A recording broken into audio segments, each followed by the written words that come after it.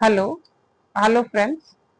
आज मैं आप लोगों के सामने एक बहुत ही इम्पोर्टेंट और वेरी इंटरेस्टिंग टॉपिक डिस्कस करना चाह रही हूँ, जो एक बहुत ही क्रिटिकल इमरजेंसी भी पैदा कर सकता है। वो टॉपिक है ectopic pregnancy. Ectopic pregnancy basically क्या है? एक्टोपिक प्रेगनेंसी में हमें क्या करना चाहिए? एक्टोपिक प्रेगनेंसी के साइन सिम्टम्स क्या होते हैं?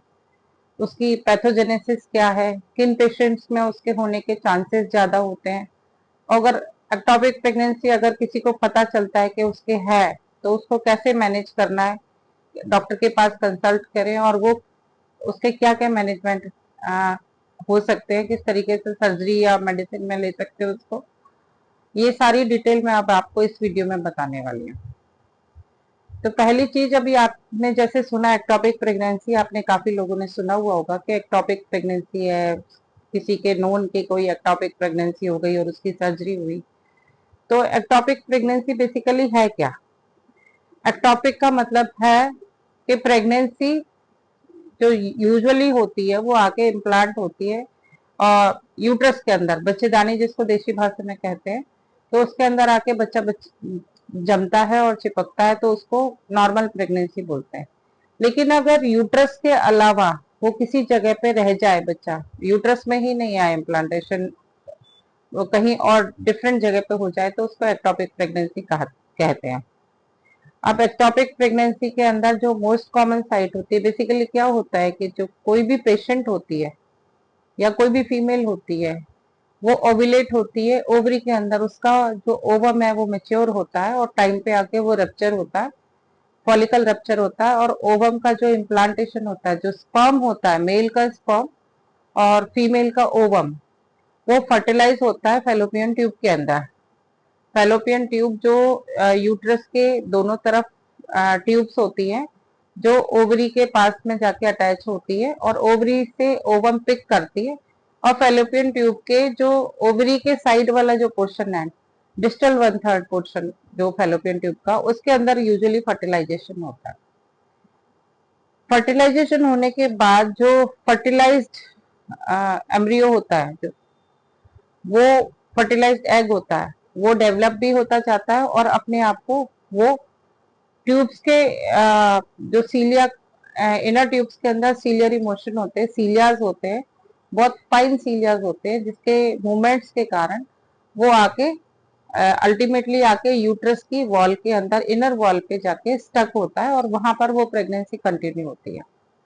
अगर कोई रीजन ऐसे हो जाए जिसके अंदर वो जो फर्टिलाइज्ड जो ओवम है, फर्टिलाइज तो हुआ, लेकिन वो फैलोपियन ट्यूब से क्रॉस करके यूट्रस तक नहीं पहुंच पाया और उसका इम्प्लांटेशन वहीं फैलोपियन ट्यूब में हो गया, तो उसको ट्यूबल प्रेगनेंसी या एक्टोपिक ट्यूबल प्रेगनेंसी बोलते हैं।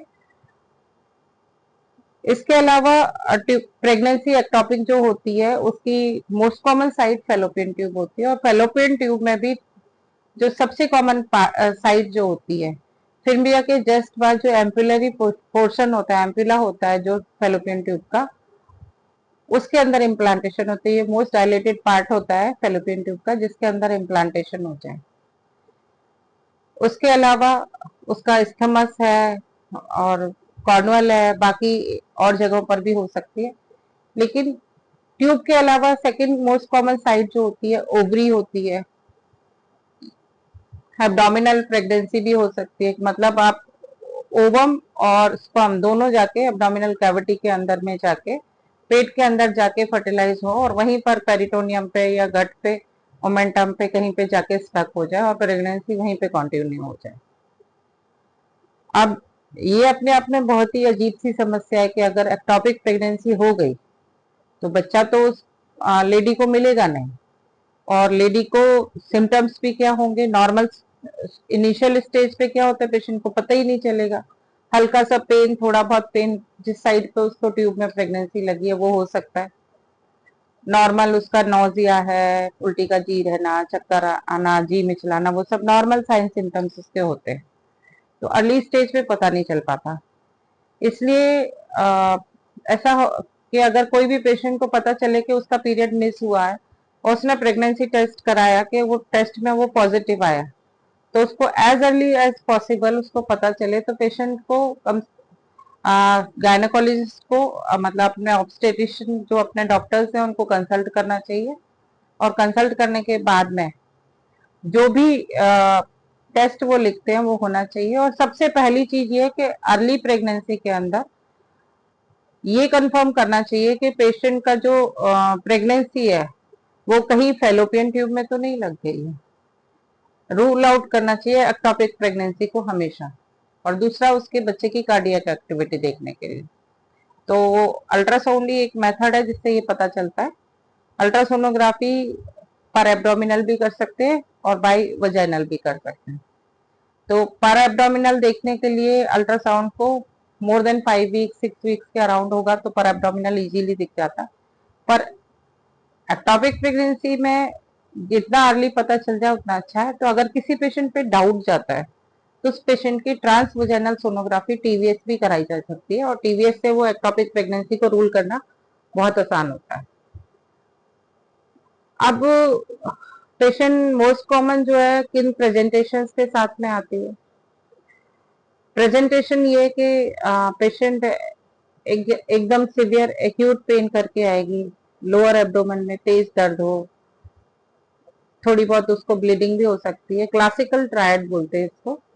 उसको एक्यूट एब्डोमिनल पेन हो, ब्लीडिंग पर वजाइनम हो, नीचे से ब्लीडिंग हो रही हो या थोड़ी बहुत ब्लीडिंग हो, और साथ में उसके मिस पीरियड की हिस्ट्री हो, और टेस्ट करो तो प्रेगनेंसी टेस्ट पॉजिटिव है। तो ऐसा कोई पेशेंट अगर आता है तो वो उसमें सस्पेक्ट करना चाहिए कि वो कहीं एक्टोपिक प्रेगनेंसी तो नहीं है। अब इसके रीजंस क्या होते हैं, एक्टोपिक प्रेगनेंसी के रीजंस क्या है। अभी आपको बताया कि फर्टिलाइजेशन जो है फेलोपियन ट्यूब के एम्पुलरी रीजन में होता है, तो एम्पुलरी रीजन से वो ट्रेवल होके यूट्रस तक आता है। अब कोई भी पैथोलॉजी जो फेलोपियन ट्यूब्स को जो सीलियरी मूवमेंट है उसको अगर डिस्टर्ब कर रही है तो वो मूवमेंट नहीं हो पाएगा, और या कोई किंकिंग आ गई जैसे फेलोपियन ट्यूब में कोई सर्जरी हो गई, या कोई सेक्सुअली ट्रांसमिटेड डिजीजेस है जिसने स्कारिंग कर दी फेलोपियन ट्यूब के अंदर, मतलब डैमेज कर दिया, या पहले कोई ट्यूबल सर्जरी की हिस्ट्री है, ऐसे पेशेंट में इसके चांसेस ज्यादा होते हैं। मोस्ट कॉमन जैसे गोनोरिया है, क्लमाइडिया है। डेवलपिंग कंट्रीज के अंदर जेनेटल ट्यूबरक्लोसिस भी होती है, तो जेनेटल ट्यूबरक्लोसिस भी एक कारण है जिसकी वजह से फेलोपियन ट्यूब्स जो है कई बार ब्लॉक हो सकती है, कई बार पार्शियली ब्लॉक हो सकती है, और दूसरा उसके जो इनर सीलिया जो होते हैं वो सीलियरी डैमेज होने के कारण तो जो फर्टिलाइज ओवम है उसको यूट्रस तक आने में प्रॉब्लम होती है, और जहां पर उसको जगह मिलती है वो वहीं पे इम्प्लांटेशन हो जाता है और अल्टीमेटली एक्टोपिक प्रेगनेंसी के अंदर कन्वर्ट हो जाता है। अब इसके इंसिडेंस कितने हैं, तो नॉर्मली इसके 1 to 2 पर 100 लाइव बर्थ के आसपास इसके इंसिडेंस है। जहां एसटीआई हो, सेक्सुअली ट्रांसमिटेड डिजीज हो, या एआरटी होते हैं जैसे आईवीएफ है, आर्टिफिशियल रिप्रोडक्टिव टेक्निक्स जो इस्तेमाल करते हैं, उनके अंदर इनके चांसेस थोड़े से ज्यादा होने के होते हैं। अब हमें पता चला कि पेशेंट प्रेग्नेंट है, पेशेंट को पता चला कि मैं प्रेग्नेंट हूँ, और अचानक से उसको पेट में दर्द होता है और ब्लीडिंग आती है, तो पेशेंट रश करती है डॉक्टर के पास में। अब वो एक नॉर्मल हल्का फुल्का पेन होना तो स्वाभाविक होता है प्रेगनेंसी में, लेकिन इसमें सिवियर स्टैबिंग पेन होगा, डल पेन कम होता है अधिकतर। तेज पेट में दर्द होगा, पेशेंट को चक्कर आएंगे, फेंटिंग अटैक हो सकता है, बेहोश हो सकती है पेशेंट, घबराहट हो सकती है उसको। क्यों? क्योंकि उसके पेट में फेलोपियन ट्यूब जो है उसके अंदर जो प्रेगनेंसी लगी है, तो एक लेवल पे आके प्रेगनेंसी ट्यूब की कैपेसिटी है फेलोपियन ट्यूब की, उस कैपेसिटी से बियॉन्ड प्रेगनेंसी कंटिन्यू नहीं हो सकती, तो ट्यूब क्या है, रप्चर हो जाएगी। और ट्यूब फेलोपियन ट्यूब जो है जिसके अंदर वो एक्टोपिक प्रेगनेंसी लगी हुई है, अगर वो रप्चर हो गई तो पेशेंट को बहुत तेज एब्डोमिनल पेन होगा, वन साइड में, यूजुअली एक तरफ होता है जिस साइड पे वो प्रेगनेंसी लगी होती है, साथ में उसको ब्लीडिंग की हिस्ट्री होगी, और पेशेंट बेहोश होगी या उसको चक्कर आएंगे, घबराहट होगी, उसका ब्लड प्रेशर लो हो जाएगा। तो ऐसी कंडीशन में पेशेंट आती है तो हम उसको टिपिकली उसका मैनेज करते हैं, उसको सपोर्टिव मैनेज करेंगे, उसको डायग्नोज करेंगे, और डायग्नोसिस करने के बाद में डायग्नोज करने के लिए अल्ट्रासोनोग्राफी होगी, उसकी ब्लड के रूटीन इन्वेस्टिगेशन होंगे, ब्लड काउंट्स देखेंगे। अब पेशेंट का ब्लड प्रेशर देखेंगे, उसको हीमोडायनामिकली स्टेबल करना है पेशेंट को, ब्लड वगैरह अरेंज करेंगे अगर ट्यूब रप्चर हो गई है तो, और उसमें अर्जेंट इमरजेंसी जो इमरजेंसी लेप्रोटमी या लेप्रोस्कोपिक रिपेयर कर सकते हैं। दूसरा ये है कि पेशेंट इंटेंस इसमें नहीं आई और हमें प्रेगनेंसी एक्टॉपिक जो है वो अर्ली पता चल जाती है, मतलब हमें पता चलती है कि पेशेंट प्रेग्नेंट है और ट्यूब रप्चर होने से पहले, एक्टॉपिक प्रेगनेंसी एक्टॉपिक रप्चर होने से पहले अगर हमें पता चलती है तो उसके अंदर हम मेडिकल मैनेजमेंट भी दे सकते हैं। मेडिकल मैनेजमेंट के लिए क्राइटेरिया होता है, सबसे इंपॉर्टेंट क्राइटेरिया है कि मतलब जो टीवीएस सोनोग्राफी करा रहे हैं, ट्रांस वजाइनल सोनोग्राफी जो हम कर रहे हैं, उस सोनोग्राफी के अंदर जो बच्चे का जेस्टेशनल सैक है उस सैक में फीटल कार्डियक एक्टिविटी प्रेजेंट नहीं होनी चाहिए। अगर फीटल कार्डियक एक्टिविटी अगर बच्चे में प्रेजेंट हो गई, उस जेस्टेशनल सैक में एम्ब्रियोनल पोल आ गया, फीटल पोल आ गया, योग सैक आ गया और उसमें कार्डियक एक्टिविटी दिखाई दे रही है, तो मतलब that particular patient is not fit for the medical management of the ectopic pregnancy। अब दूसरा क्या है, पेशेंट के बीटा एससीजी के लेवल भी कराए जाते हैं। बीटा एससीजी का जो लेवल है वो अगर लेस देन 5000 आता है तो that patient is fit for the medical management. तीसरा क्या है कि पेशेंट का बीटा एससीजी के लेवल 5000 से 10,000 के बीच में बट फीटल कार्डियक एक्टिविटी नहीं आई है तो उस पेशेंट के अंदर भी हम मेडिकल मैनेजमेंट पे जा सकते हैं। लेकिन इफ बीटा एससीजी के लेवल जो है, सीरम बीटा एससीजी के लेवल जो ग्रोइंग एम्ब्रियो से हो रहे हो, डेवलप एम्ब्रियो से रिलीज होते हैं, हार्मोनल लेवल है, उसके लेवल अगर मोर देन 10,000 अगर आ गए तो फिर उस कंडीशन में मतलब हम उस पेशेंट को मेडिकल मैनेजमेंट पे नहीं ले सकते। मेडिकल मैनेजमेंट के लिए जो पेशेंट हो वो हीमोडायनामिकली स्टेबल होना चाहिए, उसकी फेलोपियन जो प्रेगनेंसी है वो एक्टॉपिक प्रेगनेंसी रप्चर नहीं होनी चाहिए। रप्चर्ड पेशेंट में नहीं है, रप्चर्ड पेशेंट में सिर्फ और सिर्फ सर्जरी ही ट्रीटमेंट है।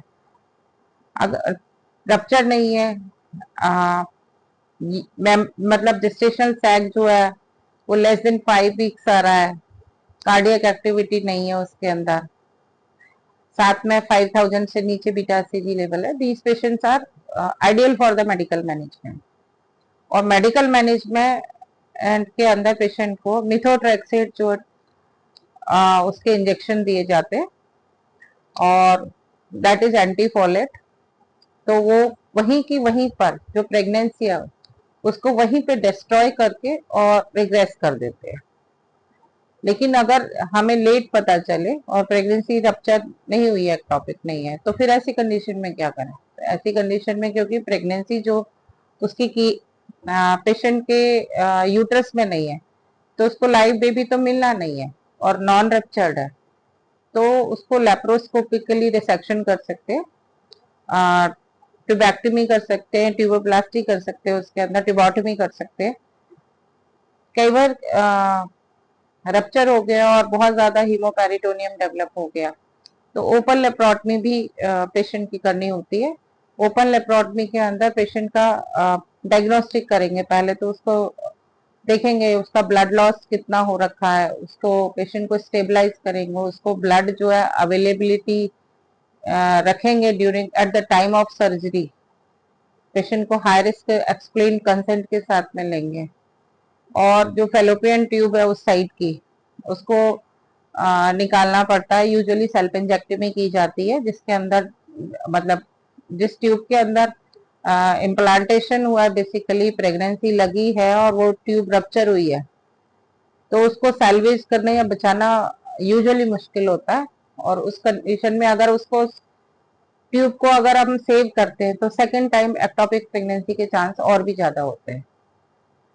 तो ऐसे में हमें वो ट्यूब जो है उस साइड की निकालनी होती है और पेशेंट की हीमोस्टेसिस अचीव करनी होती है, उसको हीमोडायनेमिकली स्टेबल करना होता है और सपोर्टिव मैनेजमेंट के साथ कई बार आईसीयू केयर की भी जरूरत पड़ती है और पेशेंट को मतलब नेक्स्ट टाइम के लिए आगे उस पेशेंट की लाइफ सर्वाइव करने के लिए उसका कंप्लीट मैनेजमेंट करना होता है। अभी तक दूसरा क्या है कि पहले अगर किसी पेशेंट को एक बार एक्टोपिक प्रेगनेंसी हो गई है तो वो पेशेंट में चांसेस जो है next time ectopic pregnancy develop होने के ज्यादा हो जाते हैं। तो अगर ऐसी कोई पेशेंट है जिसे प्रीवियसली एक्टोपिक है तो उसको सेकंड टाइम के लिए बिल्कुल स्ट्रिक्टली ध्यान रखना चाहिए कि नेक्स्ट प्रेगनेंसी जो लगे तो उसे अर्ली ही गायनेकोलॉजिस्ट को, अपने ऑब्स्टेट्रिशियन को कंसल्ट करना चाहिए as early as possible miss period के टाइम पे, जिससे उसका टीवीएस ट्रांसवेजाइनल सोनोग्राफी कराने के बाद में उसके सैक को ट्रेस किया जा सकता है और रूल आउट कर ले कि प्रेगनेंसी एक्टोपिक तो नहीं। कई बार ऐसे रेयर कंडीशंस ऐसी भी होती हैं जिसके अंदर पेशेंट को इंट्रायूट्राइन प्रेगनेंसी भी है और साथ में एक्टोपिक भी प्रेगनेंसी है। ऐसे केस लगभग 1 in 30,000 के अप्रोक्सीमेटली होते हैं। हीटरोट्रोपिक प्रेगनेंसी बोलते हैं उसमें। उसमें क्या है कि पेशेंट के हमने इंट्रायूट्राइन प्रेगनेंसी तो देख ली और वी आर जस्ट रिलैक्स्ड कि अब उसको तो भाई एक्टोपिक तो है नहीं, इंट्रायूट्राइन प्रेगनेंसी है। लेकिन ऐसे पेशेंट भी कई बार अचानक से intense pain lower abdominal plain और हीमोपेरिटोनियम के साथ में आते हैं और उस कंडीशन में कई बार डायग्नोस्टिक लैब करने की जरूरत पड़े और पता चले कि वो पेशेंट जो है उसकी एक प्रेगनेंसी तो यूट्रस में थी और दूसरा जो बच्चा जो है उसका फैलोपियन ट्यूब में इम्प्लांट हो गया। ऐसी कंडीशन यूजुअली आईवीएफ वगैरह जो एआरटी टेक्निक से जो करते हैं उसमें मोर देन 1 एम्ब्रियो इम्प्लांट करते हैं, उनमें भी चांसेस हो सकते हैं। और दूसरा मतलब डबल फर्टिलाइजेशन होने के कारण से, क्योंकि एक बार में 2 एग मेच्योर हो गए और डबल फर्टिलाइजेशन हुआ तो ऐसी कंडीशन में भी हो सकता है। अब बहुत से लोगों के दिमाग में ऐसा होता है, बहुत से सोचते हैं कि अगर पेशेंट को एक्टोपिक हीटोट्रोपिक है तो वो एक प्रेगनेंसी ट्यूब वाली है उसी को तो डिस्ट्रॉय करने की जरूरत है, तो यूट्रस वाले की ये डिस्ट्रॉय करने की जरूरत ही नहीं है, उसको इवैक्यूएशन नहीं कराना चाहिए। नहीं, ऐसी कंडीशन में फेलोपियन ट्यूब में जो है उसके तो सेल्फ इंजेक्टमी करोगे ही करोगे, साथ में उसको एमबीए भी करना पड़ेगा इंट्रायूट्राइन प्रेगनेंसी के लिए, क्योंकि जैसे उसके हार्मोन विड्रॉल होंगे तो उसको डेसिडुअल जो रिएक्शन है उसको नेक्स्ट प्रेगनेंसी हार्मोन विड्रॉल की वजह से वो भी लॉस होगी, तो हाथों हाथ उसको भी इवैक्यूएट करना पड़ेगा। पेशेंट को स्टेबलाइज करें। आपके एज ए डॉक्टर है तो आप पेशेंट को ये सब कर सकते हो और एज ए पेशेंट है तो आपको जैसे ही कुछ पता चलता है कि आप प्रेग्नेंट है तो अपने कंसल्टेंट को जाके दिखाएं और पहले अगर आपके पास ऐसा आपके इस तरीके से समस्या रही है तो और सजग हो जाएं। फिर भी आप लोगों को अगर कुछ डाउट है, कुछ पूछना चाहते तो मुझसे पूछ सकते हैं। मेरे मुझे कमेंट करें, मैं आप लोगों के कमेंट को रिप्लाई करूंगी और आपको गाइड करूंगी। मेरा बेसिकली इस चैनल को रन करने के लिए मकसद ही है कि लोगों के अंदर जो जो डिफरेंट डिफरेंट भ्रांतियां और कंफ्यूजन्स रहते हैं, तो स्पेशली जो मेरा फील्ड है ऑब्स्टेटिक्स का और गायनी का, उसके रिलेटेड अगर आप कुछ मेरे से पूछोगे तो मैं आपको जितना हो सकता है उतना गाइड कर सकती हूँ, उतना आपको रिप्लाई कर सकती हूँ। बस आज के लिए इतना ही। Thank you, thanks a lot.